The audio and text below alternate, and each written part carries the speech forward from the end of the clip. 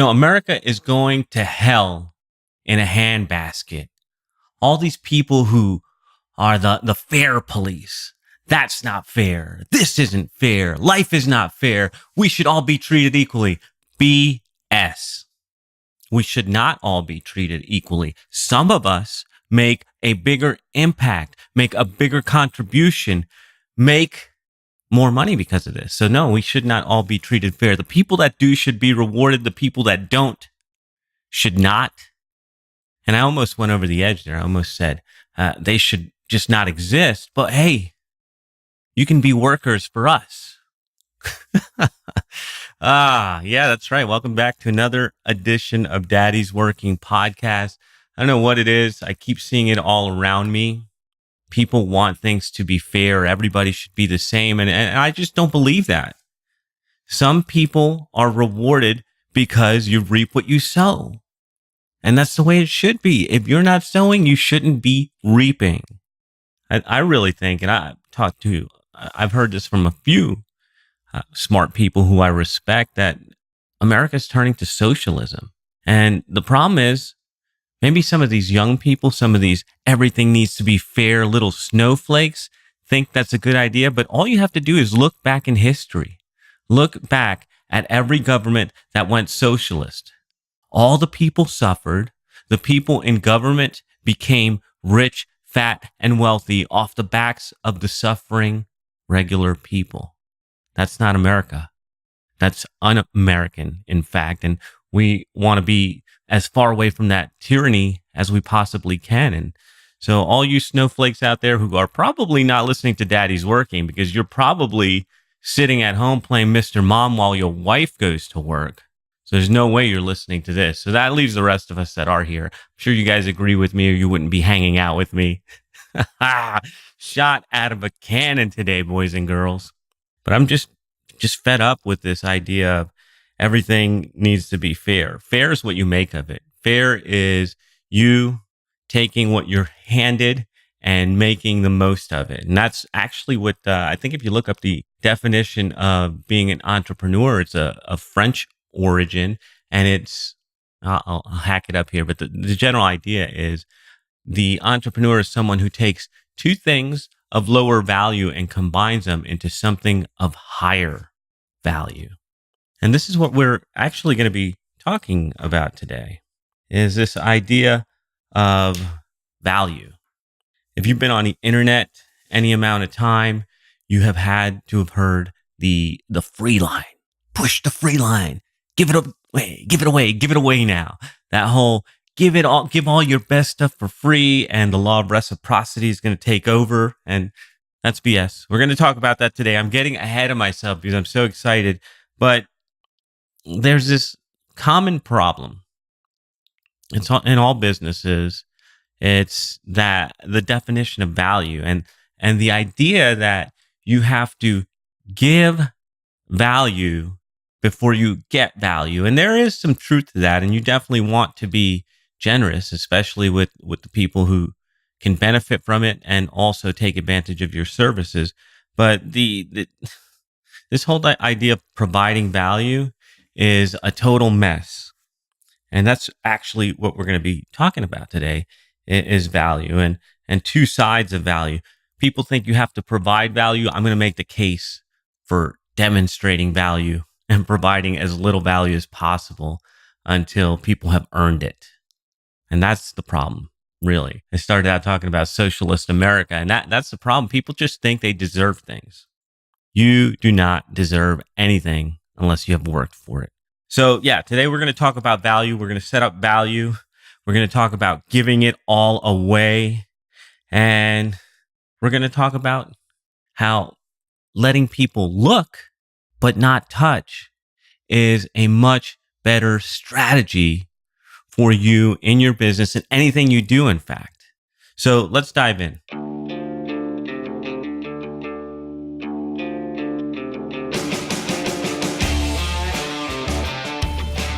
So get this, right now, I'm going to lose all my street credibility as a marketer. If anybody out there is listening and you're a marketer, you're into persuasion business, you're into sales, I'm about to let you down. I've been an entrepreneur for, I think, 15 years, 16 years now, out on my own. And I've been into marketing since at least the last 10 of those years. So a decade in marketing. And there's this book that everybody talks about. All the gurus tell you about. Everybody says it's one of the best books in the world. And it took me until, I think it was last year, maybe a little longer ago, to finally read this thing. So almost a decade as an entrepreneur. And this is the book that everybody says you must read. And somehow I didn't read it, and I did okay. Maybe I do better if I had read it earlier, but you may know of it. You've probably read it. It's where the whole idea of the law of reciprocity got bastardized. It's that classic book from Cialdini, Influence. And I might do a whole show on influence one day, but what I want to focus in on here is the idea of the law of reciprocity. You do something for someone, and you sit back with your fat hand out waiting for them to do something back for you. That ain't the way it works. Somehow that's the idea that's come out. I think maybe especially online where people, I don't even know if they read or they just hear things from blogs and take that as fact. But the idea of the law of reciprocity was really big. It still is, I think, online, where you give something away for free. You give some of your best work away for free in exchange for perhaps an email address, and you hope and you sit there and you meditate on it. You cross your fingers and you sing Kumbaya, waiting for the day that free opt-in turns into a buyer because you gave them value. You gave them some of your best work and you did that absolutely free. So there's no doubt that they're going to repay your generosity. And that is flawed in so many ways. We can't even get into it. I don't have enough time here.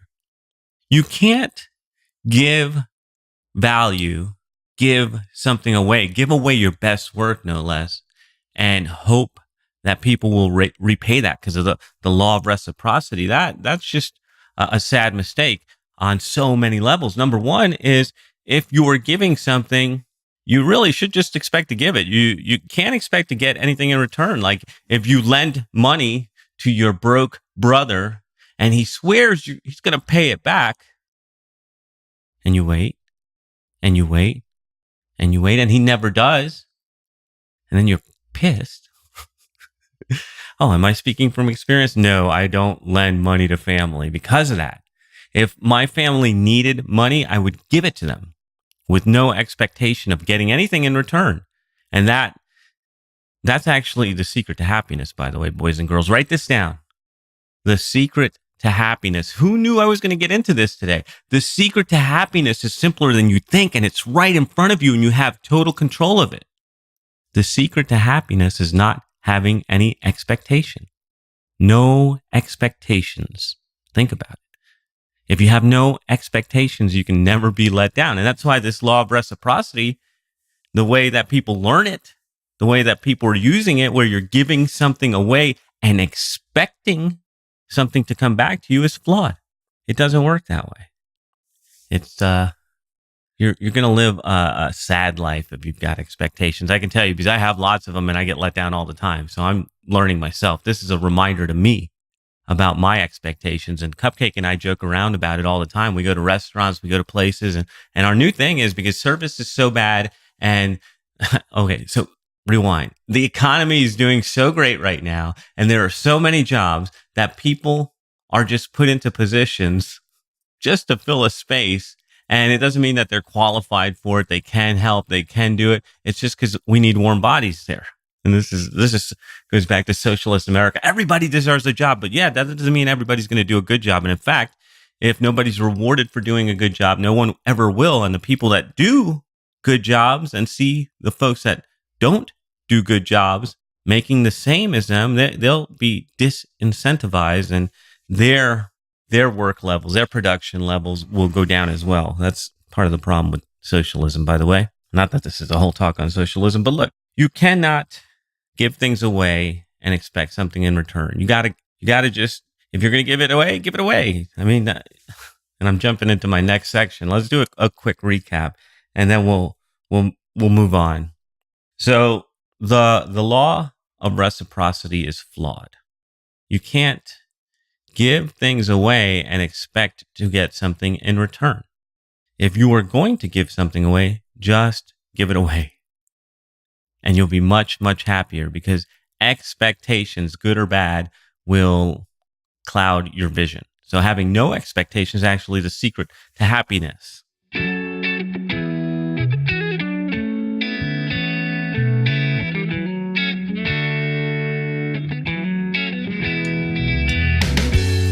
Man, when I was younger, when I was in high school,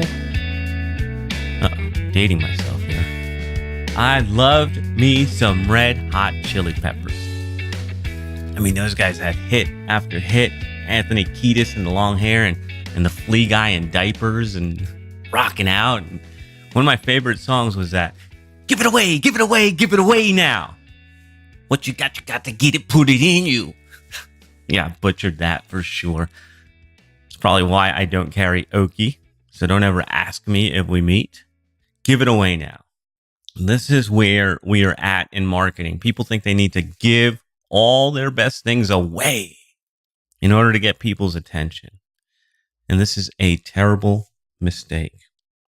If you are giving your best stuff away up front, you are doing yourself a disservice and your market a disservice. What? My market? How could I be giving my market all my best stuff and that be bad for them? It's simple. If you give your best work away for free, people will not value it. That's right. Give your best work away for free. People will not value it. They will wipe their butts with it. That's real. That's why you cannot give your best stuff away. And that's why all these gurus that are telling you, give it away, give it away, give it away now, are dead wrong. In fact, I would argue that free, Free, is the new expensive, because free costs you. Free costs you time. And time is a non-renewable asset. You can make more money. You can make another website. You can make more content. You can make more sales. You cannot make more time. And a lot of times, when you get free information, or anybody gets free information, it is expensive because it doesn't get them the answer that they want. The ballers, the bosses, the players who are doing things know that using money to buy time is a smart move. And the way I'm thinking about it is, look, for instance, we run a podcast agency here. In fact, we just did a really cool profit first podcasting group coaching thing that I think I'm going to bring back. But the information that we put in there and people paid for it was great. And there was a lot of it because we wanted to make sure to leave no stone unturned and set these folks up for success. And by the fourth week, it was a 3-4 week program. We were done with the groundwork, with the most important work. In fact, what we went through there was the client cloner, who you're talking to, the content vault, what to say, and the client matrix, what you want people to do. So the first 3 parts of our direct response podcasting system. The last part was, once we laid the foundation, was to go ahead and get your podcast recorded into iTunes, recorded, uploaded, and all that. And to us, to me especially, it was me and Greg from the Rise Above podcast. To me, the most important part wasn't all the technical doodads and gadgets and mics and everything else. The most important part was knowing who you're talking to, knowing what to say to them, and knowing what you want them to do. The other things you can find online. You can find what mic to use, what software to use, what hosting to use. You can find that on tens of thousands of websites, and you can spend forever digging through that information, deciphering what's good, what's not, maybe going down the wrong path a couple times, wasting a bunch of time, failing, getting frustrated. taking a step back and starting all over again? Free, right? That's the free information on the internet. Free information in abundance. Everybody is overly educating themselves and they don't know whether the source is good or bad. And so one of the pieces of feedback that we got the last week was about them getting the technical part of podcasting. And I came up with this awesome document, this podcast checklist document with informational videos and what software, what equipment, everything you need. And they looked at it and they're like, oh my God, this is too much work. Now they're breaking down because the amount of work is too much. And for the serious ones, they got on the phone with me and said, hey, look, I just want to pay you to get this thing on the air for me. Can we do that? How do we do that? What does that look like? And for a couple of them, I made an offer. Yeah, it made sense. For a couple of them, I talked them out of it. But the idea is those people, the people that got on the phone with me and said, hey, can you do this for me? They're the people that realize that investing in professional help saves you time. So in essence, you're buying time or creating time. That's why it's good to pay for things, boys and girls. That's why I say free is the new expensive. So people are talking about give it away now on the internet. Give away your best items, give away your best work, give away your best ideas, and the law of reciprocity will take care of you. That's BS. You cannot give away your best work. In fact, if you do give away your best work, you're doing a disservice to your market because they are not even going to pay attention to it because there's just so much free information out there. So it is your job to make sure that people pay to work with you. And that's actually what we're going to talk about next. But before we get into that, look, you're listening, you're digging this, you are part of Daddy's working posse. I just made that up. I don't think I like the way it sounds, so. Especially if you're slurring a little bit after drinking. But have you subscribed to the show? Have you rated and reviewed us? Come on, go to wherever you listen to podcasts, type in Daddy's Working, and click the subscribe button. And while you're there, give us a rating and review, good or bad. I don't care. I just want to know that you are out there. So let's move on.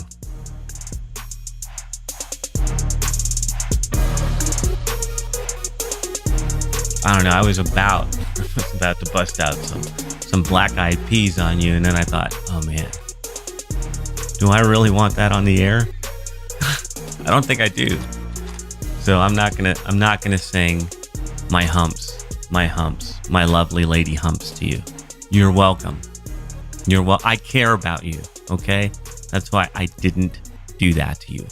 But the reason I'm thinking about that is the idea that we've been talking about in this episode, providing value and how it's flawed. And now I'm going to talk to you about something that you can do, that you should do, you could do. Forget should. I'm trying to get should out of my vocabulary. It's a story for another day, but something you could do is demonstrate value. And I remember reading about this in, what was that? Oh yeah, the Pickup Artist book. I don't know if you guys ever got into, I mean, if you're a dude, you had to at least have heard about this, watch some of it when it was on MTV, The Mystery Method.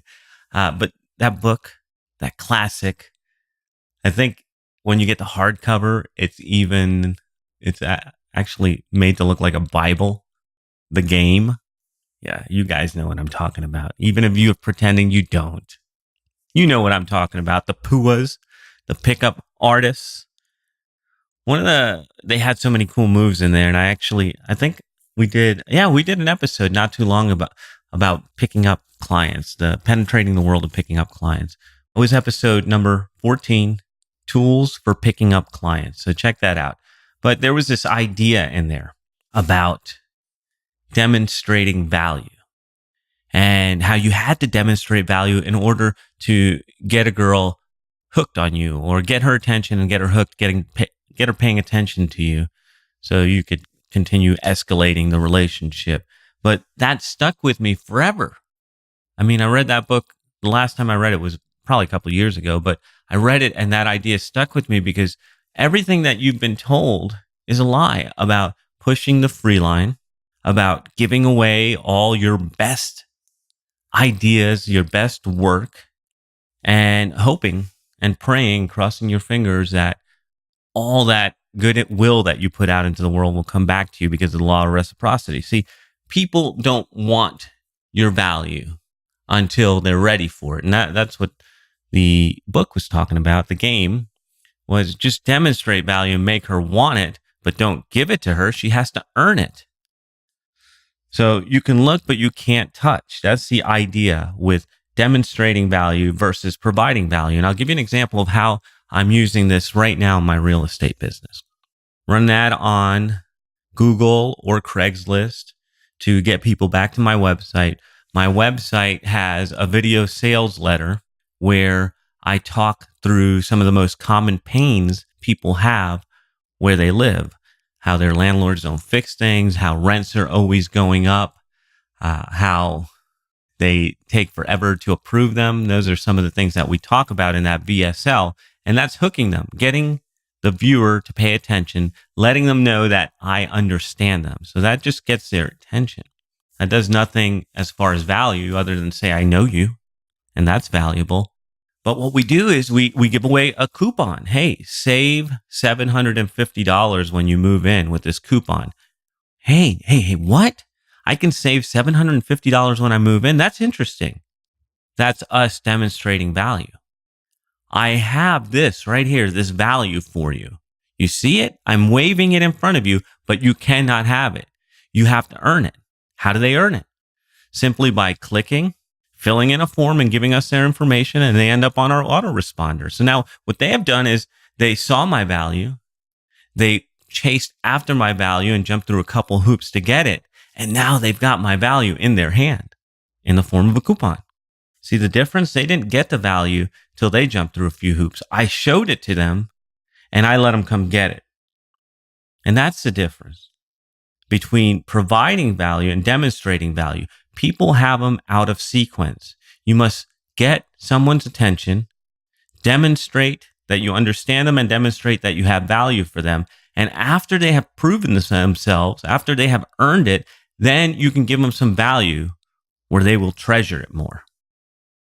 So today we talked about socialist America and how everybody wants things to be fair and equal and everybody deserves everything. And I told you that's BS. Everybody does not deserve everything. They must earn it. We talked about the law of reciprocity and how it's been bastardized and people are out there doing things and sitting, waiting for things to happen back for them. They do you a favor and wait to hear back on what you're doing for them right away. And that's just not the way it works. That's why the law of reciprocity as it's taught mostly today is totally flawed. And that's why so many people are talking about the give it away now. Give away your best work and people will love you and want to give you money. It actually works the opposite. If you give away your best work, people will hate you when you ask for money. Ask anybody. Free is the new expensive. That's why the smart ones know that they can pay experts, pay consultants, pay people to help them get a shortcut. And in essence, that's buying back time.